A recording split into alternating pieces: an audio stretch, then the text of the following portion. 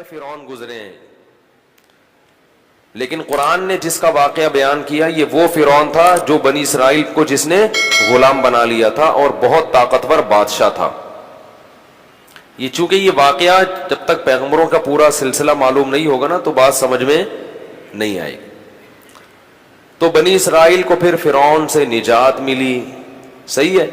پھر اللہ نے بنی اسرائیل سے کہا کہ اللہ نے فرعون کو تو خرد غرق کر دیا، اب تمہارے پاس ایک حکومت آئی ہے، ریاست آئی ہے، اللہ کی کتاب بھی آ گئی، اب تم جہاد کرو، اب تم اپنے پرانے وطن جاؤ۔ وہاں قوم عمالقہ کا قبضہ ہو گیا ہے، جہاں سے یعقوب علیہ السلام کو نکالا گیا تھا نا، بیت المقدس۔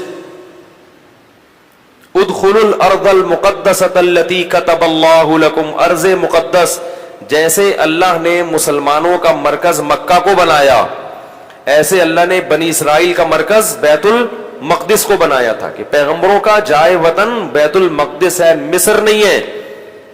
یہاں تو کسی ایک وجہ سے آ گئے تھے، اب اس علاقے پہ قبضہ کرو اور بیت المقدس کو آزاد کراؤ، وہاں تمہاری خلافت قائم ہوگی، پھر وہاں سے پوری دنیا میں جہاد ہوگا، کیونکہ دین برحق اس وقت وہی تھا۔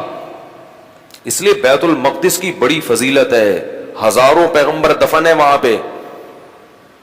جتنے قرآن میں واقعات بیان ہوئے ہیں نا، 99% واقعات وہیں ہوئے ہیں شام میں۔ حضرت مریم کا بچے کی ولادت، عیسیٰ علیہ السلام کی تقریر، پھر موسیٰ علیہ السلام، زکریا علیہ السلام کا محراب میں کھڑے ہو کر اللہ سے اولاد کی دعائیں مانگنا، یہ سارے ادھر ہی ہوئے ہیں واقعات۔ یہ تاریخی واقعات ہیں، جو لوگ جاتے ہیں، اب تو بیت المقدس جا نہیں سکتے، بڑی زبردست جگہ ہے، اگر اللہ کسی کو توفیق دے تو وہ جائے ضرور، ان جگہوں کی زیارتیں کرے۔ تو وہاں پر کیا ہوا کہ بنی اسرائیل کو کہا گیا اب کچھ ہمت خود کرو اور ارض مقدس پہ قبضہ کرو۔ تو وہ کہنے لگے، وہ وہاں قوم تھی بڑی طاقتور، تو بنی اسرائیل نے کہا کہ بہت طاقتور لوگ ہیں، پہلے اپنے کسی بندے کو بھیجا، جا کے دیکھ کر آؤ، اگر کمزور سے ہے نا کانگڑی پہلوان تو پھر تو جا کے لڑیں گے، اگر پاورفل ہیں تو ہم نہیں لڑ رہے بھائی۔ حالانکہ پیغمبر جب جہاد کا حکم دے دیں تو پھر وہ جہاد فرض ہو جاتا ہے۔ تو مشہور واقعہ ہے، بنی اسرائیل نے کہا اذهب انت وربك فقاتلا انا هاهنا قاعدون، اے موسیٰ تو جا اور تیرا رب جا، دونوں جا کے لڑو، ہم یہیں بیٹھ کے پروگرام دیکھ رہے ہیں۔ قال رجلان من الذين يخافون، اللہ فرماتے ہیں ان میں دو فرد جو اللہ سے ڈرتے تھے، انعم اللہ علیہما، اور اللہ نے ان پر انعام بھی کیا تھا، وہ کہنے لگے کہ چلے جاؤ، فَإِذَا دَخَلْتُمُوهُ فَإِنَّكُمْ غَالِبُونَ، جب موسیٰ کلیم اللہ کہہ رہے ہیں تو اللہ یقیناً مدد کرے گا، جاؤ ہمت کرو، اللہ غلبہ دے گا۔ ہمارے حضرت فرمایا کرتے تھے کتنے مبارک ہوں گے یہ دو فرد جن کا اللہ نے قرآن میں تذکرہ کیا، اور اللہ گواہی دے رہا ہے کہ یہ دو انعام یافتہ لوگ تھے، کہہ رہے ہیں کہ بھئی پیغمبر کی مانو، اپنی عقل مت چلاؤ۔ وہ لیکن کہنے لگے نہیں بھائی ہمارے لیے بڑا مسئلہ ہے یار۔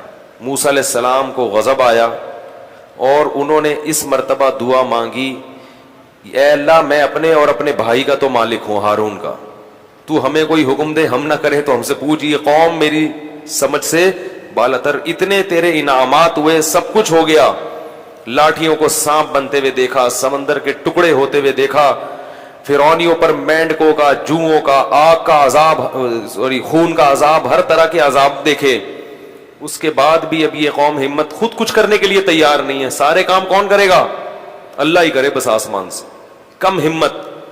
تو ففرق بینی و بین القوم الفاسقین، میرے اور اس فاسق قوم کے درمیان اب جدائی ڈال دے، میں نہیں رہ سکتا ان کے ساتھ۔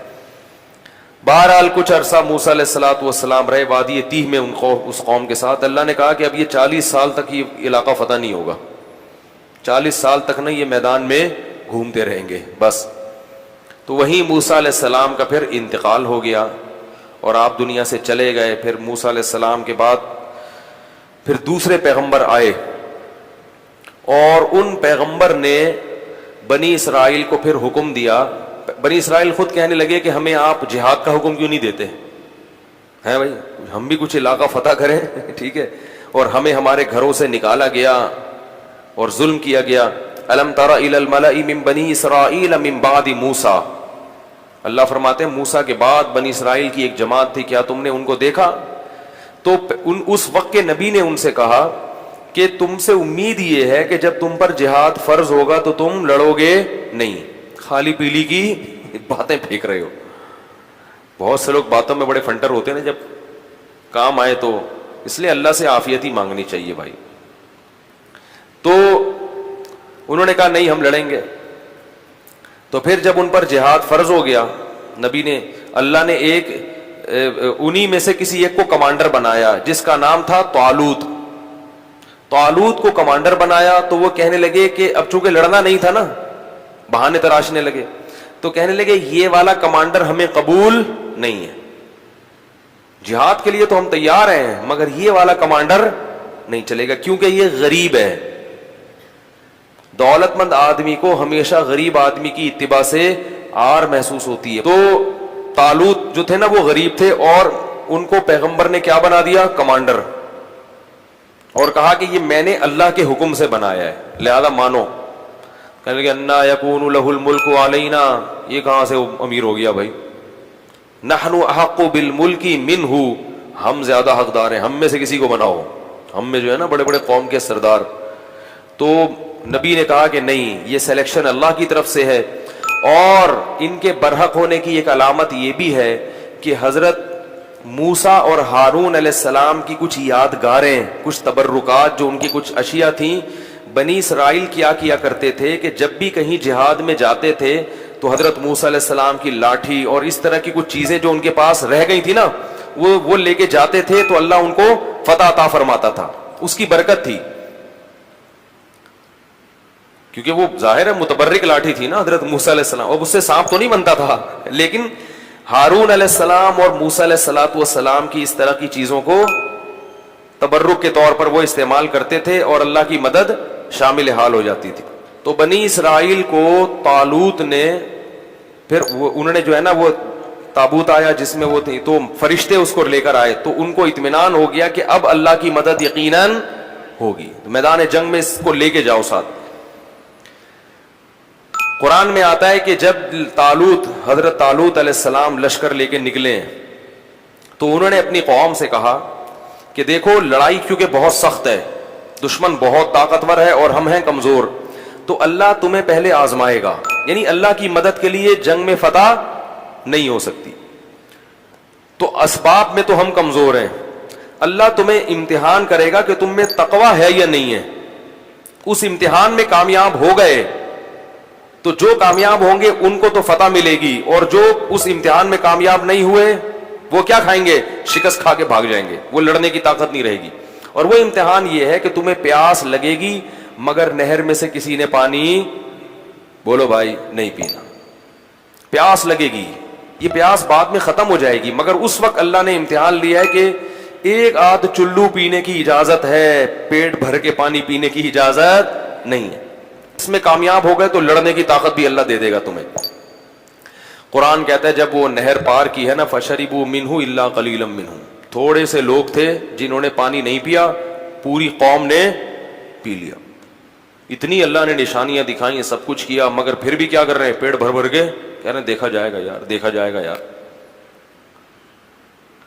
اس کا نقصان کیا ہوا, اس گناہ کی نحوست کیا ہوئی کہ جب سامنے طاقتور لشکر دیکھا اور اس کا کمانڈر تھا جالوت, جو بڑا پہلوان, جالوت تھا جیم کے ساتھ, بہت طاقتور, بہت پہلوان, اس کو دیکھا, اڑے بھائی اس کا قد دیکھو, اس کی باڈی دیکھو, ہے بھائی لگ رہا ہے کسی جم سے آ رہی ہے. اور یہ لوگ دیکھو اتنا بڑا لشکر. تو جنہوں نے پانی پیا تھا نا وہ کہنے لگے لا طاقت لنا اليوم بجالوت وجنودی, آج ہمارے پاس طاقت نہیں ہے جالوت اور اس کے لشکر سے لڑنے کی, یہ نہیں ہو سکتا بھائی. اس سے پتہ چلتا ہے گناہ کرنے سے ہمتیں پست ہو جاتی ہیں. اللہ کی نافرمانی کرنے سے کیا ہوتا ہے؟ ہمتیں پست, کچھ بھی نہیں کر سکتے دنیا میں. اللہ کے لیے کچھ نہیں کر سکتے. پھر لا طاقت لنا اليوم بجالوت وجنودی قال الذين يظنون انهم ملاقو اللہ. اللہ فرماتے وہ لوگ جن کو اللہ سے ملاقات کی امید تھی کہ ایک دن اللہ کے سامنے کھڑے ہوں گے, اس کا ہمیں بدلہ مل جائے گا, وہ کہنے لگے کہ کم من فئۃ قلیلۃ, دیکھو کتنی ہی بار ایسا ہوا ہے کہ ایک چھوٹی سی جماعت کو اللہ نے بڑی جماعت پر غلبہ دیا ہے. ہمت کرو, کیونکہ پیغمبر کے حکم پہ آئے ہیں ہم. خود سے جب آئیں گے تو دو رائے ہو سکتی ہے نا کہ بھئی صحیح کیا غلط کیا, تو اللہ کہہ رہا ہے تو غلط ہو ہی نہیں سکتا. اور اللہ نے ہمیں شکست دینے کے لیے تھوڑی بلایا ہے, تو اللہ غلبہ دے گا. تو اب جب لڑائی شروع ہوئی ہے تو اتنی زبردست انہوں نے دشمن نے حملہ کیا کہ قرآن کہتا ہے کہ یہ جو تھوڑے سے لوگ میدان جنگ میں ڈٹے نا, ان کو اندازہ ہو گیا کہ ہمارے قدم یہاں ٹھہر نہیں سکتے, ہم نہیں ٹھہر سکتے. تو اب اللہ سے دعا مانگ رہے ہیں, ربنا افرغ علینا صبرا وثبت اقدامنا وانصرنا علی القوم الکافرین. کیسے عجیب الفاظ ہیں, اے اللہ ہم پر صبر کو انڈیل دے. انڈیلنا کسے کہتے ہیں؟ جیسے بالٹیاں بھر بھر کے پانی کسی کے اوپر انڈے, ایک تو ہوتا ہے نا ڈالنا, یہ نہیں کہہ رہے اے اللہ ہمیں صبر کی توفیق دے دے, نا نا نا نا, صبر کی توفیق تو چھوٹے موٹے غموں میں ہوتی ہے. یہاں تھوڑا سا صبر نہیں چاہیے, بہت بہت مشکل ہے بھائی, لڑنا بہت مشکل ہے. تو کیا کر کے ہم پر صبر, افراغ عربی میں کہتے ہیں پانی کہیں سے بھرا ہوا ہو نا برتن میں, وہ پورا آپ کیا کر رہے ہیں کسی کے اوپر ایسے الٹ دیں, ایسے اللہ بالٹیاں بھر بھر کے ہمارے اوپر صبر کو ڈال تو. وثبت اقدامنا, اور ہمارے قدموں کو یہاں پر جما دے, یہاں پہ اکھڑنے نہ پائیں. ہم تجھ سے دعا مانگتے ہیں. وانصرنا علی القوم الکافرین, اور ان کافروں پر ہمیں ہماری مدد کر. کیسا منظر ہوگا, اور اللہ کو اس طرح سے لڑنے والوں پر کتنا پیار آتا ہوگا. اس لیے یاد رکھو جہاد کی بہت بڑی فضیلت ہے اسلام میں. جہاد معمولی عبادت, جو بھی اپنے ملک کے لیے, اپنے دین اور مذہب کے لیے, اسلام کے لیے لڑتے ہیں, ملک کے لیے لڑنا اسلام ہی کے لیے لڑنا ہے, کیونکہ اسلامی ملک ہے. تو جو بھی لڑتے ہیں ان کو معمولی مت سمجھا کرو. جان پیش کرنا اللہ کے سامنے یہ آسان کام نہیں ہے. تو وہ کیا کہنے لگے, اے اللہ تو ہمیں قدم یہاں پہ جما دے اور ہم پہ صبر کو انڈیل دے. اللہ کی مدد آئی, وہ تھوڑے سے, کیونکہ اللہ نے اپنے دین کو باقی رکھنا ہے, یہ بھی ختم ہو جاتے ہیں تو بنی اسرائیل تو گئی. ایک قوم کو اللہ نے ہدایت دی تھی, وہ بھی ختم, تو پوری دنیا تو گمراہ تھی. تو اللہ کام ایمان والوں ہی سے لیتے ہیں. بنی اسرائیل تھے بڑے نالائق, مگر تھے تو ایمان والے تو وہی تھے نا. تو بھائی جیسے مرضی ہیں, اللہ کیا کر رہے ہیں کہ بھائی اب ایمان والے تو یہی ہیں نا, اب کافروں سے تھوڑی لوں گا کام. جیسے مرضی نالائق ہیں, انہی میں سے نیک لوگ پیدا کروں گا. تو اللہ نے کیا کیا, اللہ فرماتے ہیں فَهَزَمُوهُمْ بِإِذْنِ اللَّهِ, اللہ کے حکم سے ان تھوڑے سے لوگوں نے ان طاقتور لوگوں کو شکست دے دی. جب شکست دی ہے تو انہی بنی اسرائیل میں ایک شخص تھے جن کا نام تھا داؤد, جو کمانڈر نہیں تھے اور نہ نبی تھے.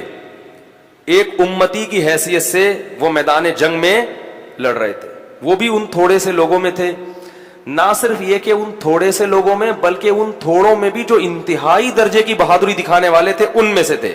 انہوں نے ہدف بنایا تھا جالوت کو, جو سب سے زیادہ طاقتور تھا.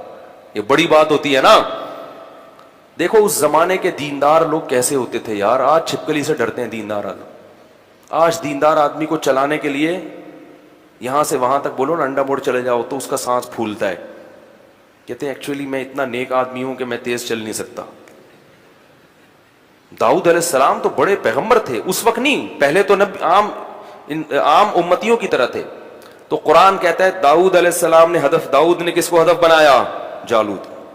اتنی سخت لڑائی ہے اور میں کس کو ہدف بناتا ہوں, جالوت کو, ان کو قتل کروں گا. وقتل داؤد جالوت, اور داؤد علیہ السلام جالوت کو قتل کرنے میں کامیاب ہو گئے. لہذا فتح میں, جیسے کھلاڑیوں میں کھیل جب ہوتا ہے نا تو ایک مین آف دی میچ ہوتا ہے کہ بھئی یہ ہے جس نے جتوایا ہے میچ. تو وہ جنگ جتوانے میں سب سے بڑا کردار کس کا تھا, داؤد کا. اللہ فرماتے ہیں آتاہ اللہ الحکمہ, اللہ نے آپ کو نبوت عطا کر دی. کیا عطا کر دی, نبوت. اور اس کے بعد سے کمانڈ کس کے پاس آ گئی, کیونکہ لڑنے کے لیے کمانڈ کے لیے صرف نیک ہونا کافی نہیں ہے، جنگ کا تجربہ ہونا، بہادری ہونا یہ بھی بہت زیادہ ضروری ہے۔ لوگ کیا کہتے ہیں کہ کمانڈر بناؤ صرف نیک آدمی، نیک ہونا کافی نہیں ہے، ہمیشہ ایسے کو کام اس کے ذمہ سونپا جاتا ہے جو اس کام کا اہل بھی ہوتا ہے۔ تو اللہ تعالیٰ فرماتے ہیں ان کو کمانڈر بنا دیا گیا، اور اللہ نے ان کو کیا عطا کر دی؟ حکومت اور نبوت، نبی بھی بن گئے اور کمانڈر بھی بن گئے۔ اب بیت المقدس پہ قبضہ ہو گیا، اور داؤد علیہ السلام کی بنی اسرائیل کے ذریعے فلسطین میں کیا قائم ہو گئی؟ خلافت، بنی اسرائیل کی خلافت۔